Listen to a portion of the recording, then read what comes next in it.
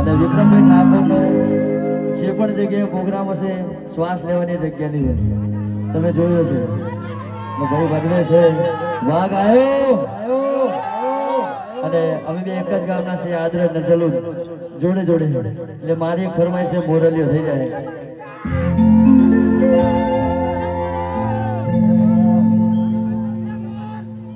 મુરલી નહીં ભાઈ, મેં ભાઈ એક બે લાઈન જ ગઈ છે.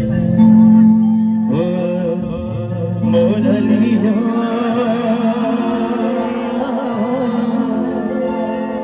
બોલો જાની રસ ભોઈ હે દિલ મારા હૈયેવી જોગની